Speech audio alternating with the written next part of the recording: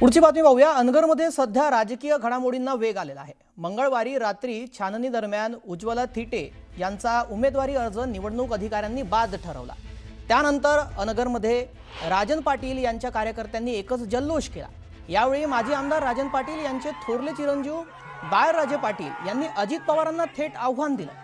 अजित पवार, तुम्ही सगळ्यांचा नाद करा पण अनगरकरांचा नाही, असं चॅलेंजर्स बाळराजे पाटील यांनी अजितदादांना दिलंय। त्यांचा हा व्हिडिओ सध्या सोशल मीडियावर तुफान व्हायरल होतोय। यानंतर आता राजन पाटील आणि बाळराजे पाटील यांनी दिलगिरी व्यक्त केली।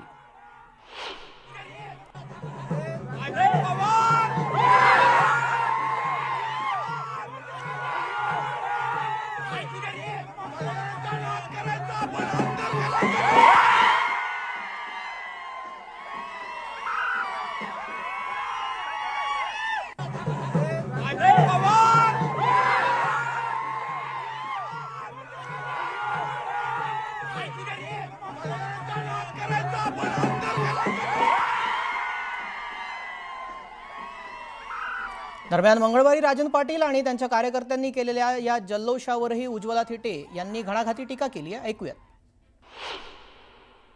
काल त्यांनी जो जल्लोष करून दाखवला तो जल्लोष नव्हता, ती विकृती होती। ही कुठले विक्षिप्त माणसं आहेत ती, ज्या पवार साहेबांच्या हाताला धरून गेली 40 वर्ष झाले ती सत्तेत होते। आज त्या पवार साहेबांना एकेरी भाषेने उल्लेख करता आणि आज पवार साहेबांचा झेंडा जो आहे राष्ट्रवादीचा त्याची तुम्ही होळी करता। याच्यावरून तुम्ही विकृती दाखवली। तो जल्लोष नव्हता, ती स्वतःचा विकृती दाखवण्याचा प्रकार केलाय। ते अख्ख्या महाराष्ट्राला कळलंय की तुम्ही कुठल्या लेवलचे आहात। दरम्यान अनगर नगर पंचायतीच्या राष्ट्रवादीच्या उमेदवार उज्ज्वला थिटे यांचा अर्ज बाद झाल्यानंतर उमेश पाटलांनी राजन पाटलांवर जोरदार टीका केली आहे। अनगरकर पाटलांचा हा पळपुटेपणा पुन्हा सिद्ध झाला। कितीही मोठी बाहुबली असला तरीही एक महिला त्याला आव्हान देऊ शकते हे सिद्ध झालं आहे, अशी टीका उमेश पाटलांनी केली। अनगरकर पाटलांचा पळपुटेपणा पुन्हा एकदा सिद्ध झाला। लोकशाही मार्गाने निवडणूक लढवून लोकांचं मतदानातून आपल्याला असलेला पाठिंबा सिद्ध करण्याची संधी अनगरकर पाटलांनी गमावली आणि उज्ज्वला थिटे यांच्यावर कशा पद्धतीने त्या ठिकाणी अन्याय झाला आणि या माध्यमातून या महिलेनं अनगरकर पाटलाच्या विरोधात दंड थोपटून किती मोठा बाहुबली असला तरी एक महिला त्याला आव्हान देऊ शकते, यातून त्यांनी सिद्ध करून दाखवलं। दरम्यान आता राजन पाटील यांचे सुपुत्र बाळराजे पाटील यांनी अजित पवारांवर केलेल्या वक्तव्यासंदर्भात दिलगिरी व्यक्त केलेली आहे। ऐकूया। आपण पाहतोय की काल अर्ज बाद झाल्यानंतर उज्ज्वला थिटे यांचा अर्ज बाद झाल्यानंतर कुठेतरी आपण मोठ्या प्रमाणावर जल्लोष केला। ते जल्लोष करताना कुठेतरी आपण अजित पवारांना थेट चॅलेंज दिल्याचं पाहायला मिळालं। कशा पद्धतीने बघतो?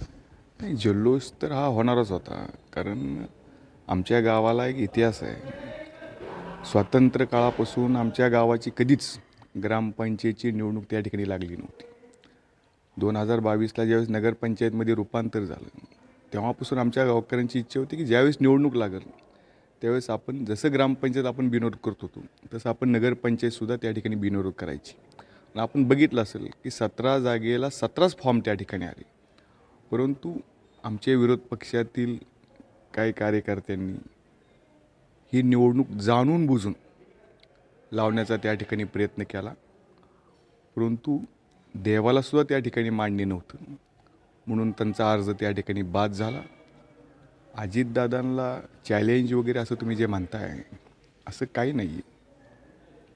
त्याच्यामागची भावना एवढीच होती की गेल्या 5-6 वर्षांपासून तुमचे कार्यकर्ते आमच्या कुटुंबावर, आमच्या वडिलांवर, माझ्या भावावर, आमच्या गावावर ज्या खालची पातळीची जाऊन टीका करतायत, गेली 5 वर्ष झालं आम्ही ते सहन करतोय। राजकारणात टीका टिप्पणी होत असते, परंतु खालच्या पातळीवर जाऊन वैयक्तिक टीका करणे या तालुक्यामध्ये कधीही आमच्या विरोधकांनी ते कधी केलं नाही। या तालुक्याची संस्कृतीसुद्धा तशी नाही आहे, परंतु गेली 5 वर्ष आम्ही ते सहन करत होतो। त्याच्याबरोबर आमची नगरपंचायत लावण्याचा प्रयत्न राज्याच्या नेत्यांनी त्या ठिकाणी केला, परंतु त्यांना त्या ठिकाणी अपयश आलं नाही। म्हणून एक खूप वर्षांपासूनची भावना आमच्या मनामध्ये जी तयार झाली होती ती कुठेतरी त्या रूपानं बाहेर पडली होती।